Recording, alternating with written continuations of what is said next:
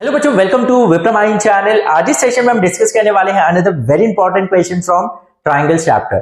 और ये क्वेश्चन जो है वो बोर्ड एग्जाम में भी पूछा गया इन द ईयर 2021 एंड 2022 का जो सेशन था, दैट इज 21 एंड 22 का जो सेशन था, उसमें टर्म 1 में ये क्वेश्चन पूछा गया था, बिकॉज वो साल में टर्म 1 एंड टर्म 2 में एग्जाम्स कंडक्ट किए गए थे।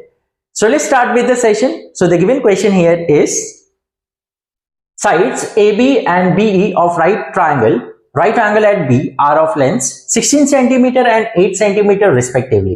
Find the length of the side of largest square FDGB that can be inscribed in the triangle ABE.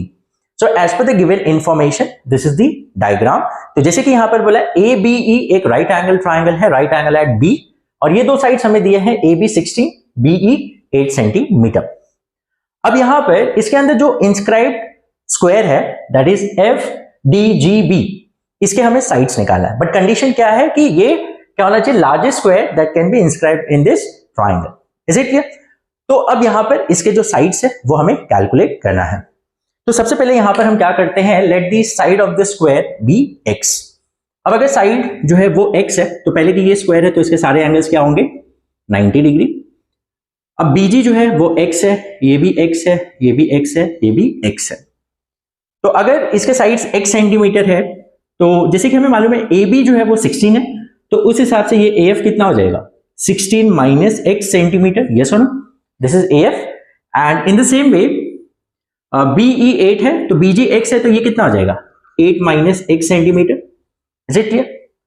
तो अब यहां पर ध्यान दीजिए, देखो यहां पर हम पाइथागोरस हम अप्लाई करके A भी कैलकुलेट कर सकते हैं, बट हमारा काम ऐसा भी हो सकता है कि हम ये दो ट्राइंगल को सिमिलर प्रूफ कर दे, और इससे हमें क्या होगा, एक इक्वेशन बनेगा, वहां से हमें x मिल जाएगा।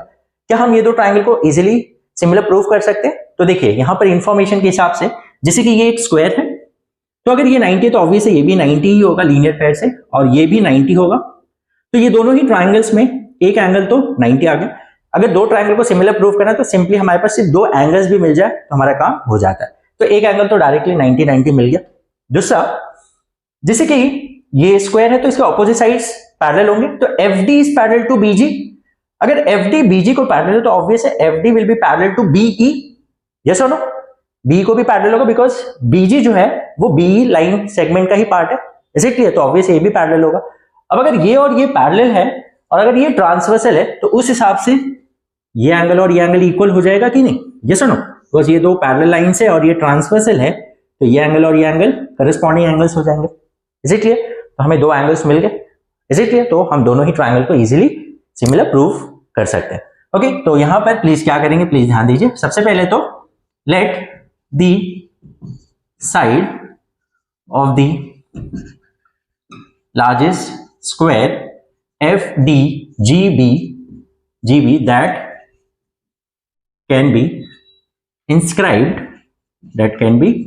inscribed in triangle ABEB x centimetre. Yes, इसका साइड हमने x सेंटीमीटर कंसीडर कर लिया।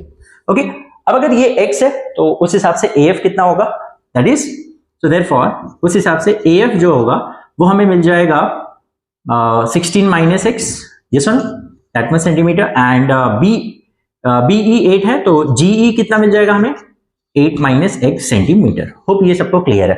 यस, ये इसलिए मैं ज्यादा डिटेल में ये सब चीजें नहीं लिख रहा हूं, डायरेक्टली मैं ये लिख दिया। Is it clear? ओके, अब जैसे कि हमें दो ट्राइंगल्स को सिमिलर प्रूफ करना है। कौन सा दो ट्राइंगल?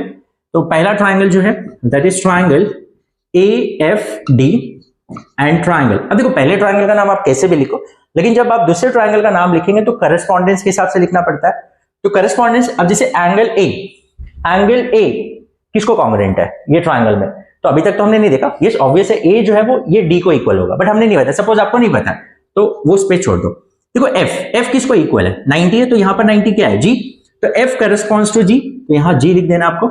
और D, ये ट्राइंगल का D किसको करस्पॉन्ड कर रहा है, E, ये हमें पता ही है। यस, करस्पॉन्डिंग एंगल्स तो E को करस्पॉन्ड कर रहे हैं, तो ऑब्वियस है यहां पर क्या आ जाएगा, D, तो DGE ट्राइंगल का नाम आ जाएगा। Is it clear? क्योंकि जब हम सिमिलर प्रूफ करते हैं तो ट्राइंगल्स का नेमिंग जो है वो करस्पॉन्डेंस के हिसाब से होना चाहिए। अब देखो पहले ट्राइंगल का नाम आप कुछ भी लिखो, उस हिसाब से आपको सेकंड ट्राइंगल का नाम लिखना पड़ेगा। Is it clear? तो जैसे कि पहला, दोनों में angle AFD is congruent to angle DGE, each 90 degree. Hope ये समझ में आया कि 90 कैसे आया। ओके, दूसरा, हाँ, तो जैसे कि मैंने आपको बताया ये 90 तो ये भी लीनियर पेयर से, ये 90 तो ये भी लीनियर पेयर से, और ये एंगल्स 90 है square of angles of a square. Okay, ये हो गया दूसरा यहाँ पर corresponding angle that is angle ADF is congruent to angle ADF is congruent to angle DEG. Corresponding angles.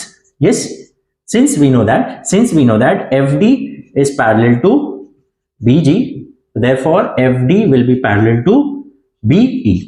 Yes, because B dash G dash E. Yes, तो उस हिसाब से वो हमें मिल जाएगा। Okay, तो now therefore triangle AFD is similar to triangle DGE by a test of similarity. Is it clear? तो अब दोनों ही ट्राइंगल सिमिलर हो गए तो उसके सारे साइड्स क्या होंगे, प्रोपोर्शन में होंगे। तो उस हिसाब से therefore AF upon DG is equals to FD upon GE is equals to AD upon DE. This is by CSST, corresponding sides of similar triangles. Okay. अब देखो यहां पर AF, what is AF? AF is 16 minus x, yes or no? AF upon DG, what is DG? DG जो है वो x है, that is the side of a square, x is equal to FD, what is FD? FD is also x, yes or no? x divide by GE, GE क्या है? 8 minus x, yes, is equals to AD, AD हमें नहीं पता है और DE भी नहीं पता है, तो वैसे तो ये रेशियो की जरूरत हमें नहीं है, तो ये रेशियो हम नहीं लिखेंगे। अब सिंपली ये दोनों ही रेशियो को क्रॉस मल्टीप्लाई करेंगे तो 16 minus x into 8 equals to x square. Okay, so ये 16 into 18 that is 128, then 16 that is minus 6x minus 8x minus minus plus x square equals to x square. तो अब देखो plus x square, वहां पर भी x square है तो ये तो कैंसिल आउट हो जाएगा, तो बचा यहां पर क्या, अब 128 है, 128 माइनस ये कितना जाएगा, माइनस 24x इक्वल्स टू, अब यहां तो 0 बचा, यस, तो अब क्या हो जाएगा 128 इक्वल्स टू 24x, तो 128 divide by 24 equals to x, yes.